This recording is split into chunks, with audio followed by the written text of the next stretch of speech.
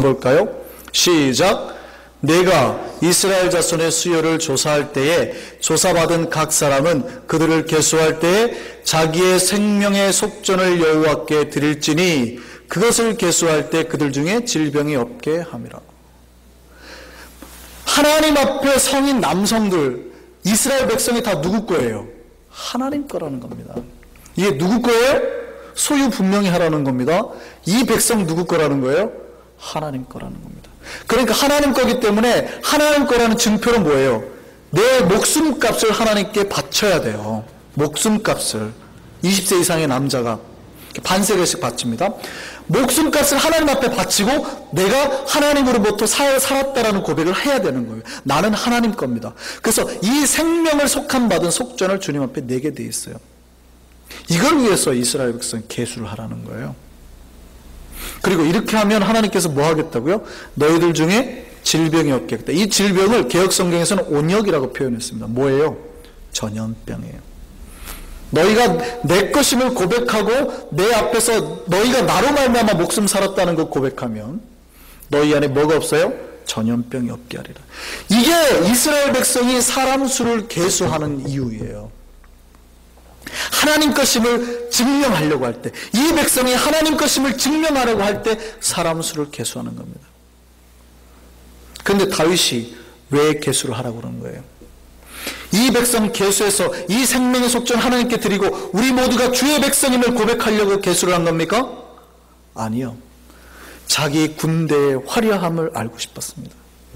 암몬 자손을 저렇게 멋지게 쳐가고 승리하고 블레셋과 싸움에서 승리하고 영토를 넓히는 자기의 권력을 세상에 알리고 싶었습니다. 그리고 세상 사람들이 우리는 이렇게 위대한 권력을 가지고 있으니 덤비지 말아라. 이 백성은 다 누구 것이다? 내 것이다. 이 백성이 다 누구 거요? 내 것이다. 증명하고 싶었습니다. 그랬더니 물론 사무엘하 기록과 역대상 기록이 다릅니다. 80만, 150만 이러는데요. 그 기록 자기 거라. 이 백성 다 자기 거라는 거예요.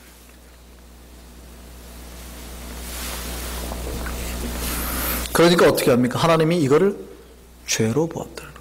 이 백성은 믿게 아니라 내 백성이라는 거예요. 내가 저들의 목숨값을 받고 저들을 살려낸 백성이라는 거예요.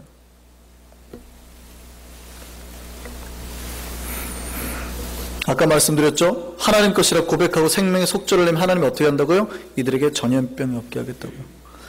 그런데 다윗이 죄를 범하고 하나님이 물론 세 가지 선택권을 줍니다. 3일 동안 7일 동안 네가 쫓겨나갈 거냐, 아니면 너희 가문에 문제가 생길 거냐, 아니면 3일 동안 온 지역에 병이 돌 거냐. 다윗이 선택합니다. 하나님 손에서 오는 것을 선택하겠습니다. 그랬더니 어떻게 해요? 질병이 내리죠. 전염병이 돕니다. 그리고 몇만 명이 죽어요? 7만 명이 죽습니다. 아주 큰 죄였다는 거예요. 하나님의 대로 하지 않았어요. 뭘 하지 않았을까요? 뒤에 좀 살펴보죠. 7만 명. 당시에 이스라엘 전체 인구가 500만 명이었답니다. 근데 그 중에 7만 명이 죽었어요. 엄청난 재앙이었죠. 하나님이 천사를 보내었어요. 이스라엘 백성을 치기 시작합니다. 그리고 3일 동안 그렇게 했어요. 이때 갓 선지자가 다윗에게 가서 해결 방법을 알려줍니다. 하나님이 이제 스탑했어요. 천사를 스탑했어요. 천사가 치려고 칼을 딱 들은 그 순간 스탑 딱 해가지고 어느 한 곳에 딱 멈췄어요. 그 털을 빨리 찾아가라고. 그 털을 찾아가서 뭐 해요? 빨리 그 자리에 제단을 쌓고 하나님께 제사를 드려요. 다윗이 그 털을 막 찾아갔습니다. 천사가 멈춰 서 있는 곳까지 가요. 그리고 그 터에 딱 서서 제단을 쌓고 제사를 드리려고 하는데 그냥은 제사를 드리지 말래요. 하나님이 반드시 어떻게 하냐면 그 땅을 사라고 합니다. 그 땅을 사서 제사를 드리라고 합니다. 그 땅이 바로 아라우나의 타작마당이었어요. 여부스 사람, 가나안 족속이었죠. 마지막으로 다윗이 점령하여서, 원래 여부스가 예루살렘에 살고 있었거든요. 그래서 다윗이 여부스를 공격해서 뺏어서 얻은 데가 예루살렘입니다. 거기가 수도가 나중에 되는 거죠. 그 사람이 살던 타작마당이었어요. 근데 하나님이 그 땅을 기어이 사라 그러거든요. 거저 얻지 말고. 근데 사무엘사를 보면 50세겔을 샀다고 되어 있습니다. 아주 적은 값이에요. 별로. 은이니까. 그런데 역대상 21장 25절에 보면 다윗이 금 600세겔로 샀다. 아주 큰 편차를 보입니다. 600세겔로 그 땅을 샀다라고 되어 있어요. 같이 한번 보실까요? 25절 시작. 그리하여 다윗은 그 턱값으로 금 600세겔을 달아 오르난에게 주고. 여기서 오르난은 그 동일인물입니다. 아라우나하고 오르나라가 동일인물인데요. 오르난은 히브리식 발음이고요. 아라우나는 여부수식 부족 발음입니다. 근데 같은 사람이에요. 근데 그곳에 살 때 얼마에 사라고요? 600세겔을 주고 사라고요. 왜 그 땅을 샀는데 그 비싼 값을 주고 사라 그럴까요? 이게 생명의 속전입니다. 다윗이 잃어버렸던 7만 명에 대한 생명의 속전이에요. 그들의 핏값으로 그 땅을 사라고요. 목숨값이에요. 그리고 그 땅을 사서 거기서 제사를 드립니다. 그랬더니 하나님이 어떻게 해요? 불로써 응답하셨다는 거예요. 근데 여기서 여러분 깜짝 놀라셔야 돼요. 지금 이방 백성이 살고 있던 터에 하나님이 응답하셨다고요. 이상하지 않아요? 하나님이 원래 어디에서 응답하셔야 돼요? 기브온산에서 응답하셔야 돼요. 거기에는 뭐가 있으니까요? 하나님의 성막이 있으니까요.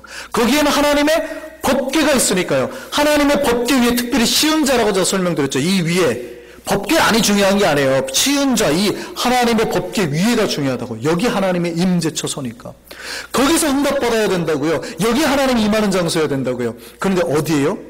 이방 백성의 땅 마당이에요. 다윗이 굉장히 궁금했습니다. 하나님 왜 여기 해야 됩니까? 굉장히 궁금했어요. 근데 다윗이 물어보고 싶었습니다. 왜 하나님 저기 성막이 아니어야 되죠? 묻고 싶었는데 차마 묻지를 못해요. 왜냐하면 자기 앞에 지금 천사가 칼 들고 있었어요. 무서워가지고. 역대상 21장 29절에 30절 볼까요?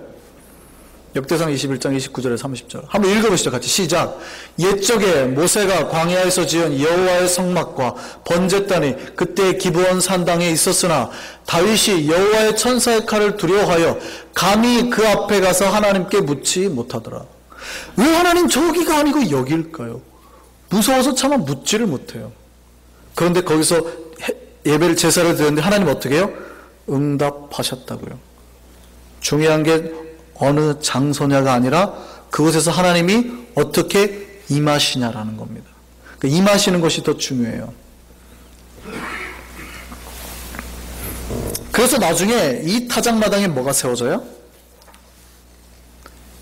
다윗이 사람들의 목숨값을 주고 샀잖아요. 하나님 거라고 했던 그 백성들의 핏값을 주고 샀잖아요. 그 땅에 뭐가 세워져요? 나중에 솔로몬 성전에 세워지는 거예요. 그 오르난의 타작마당에 하나님의 그 솔로몬이 나중에 성전을 짓는 겁니다.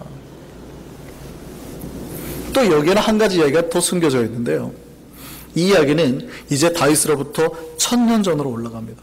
당시 아브라함이 등장합니다. 아브라함이 몇 세의 아들을 얻었어요? 100세의 아들을 얻었어요. 귀합니까? 안 귀합니까? 귀합니다. 아브라함도 마찬가지고 아내 사라도 마찬가지고 하나님이 너에게 아들을 준다 할 때 다 웃었어요.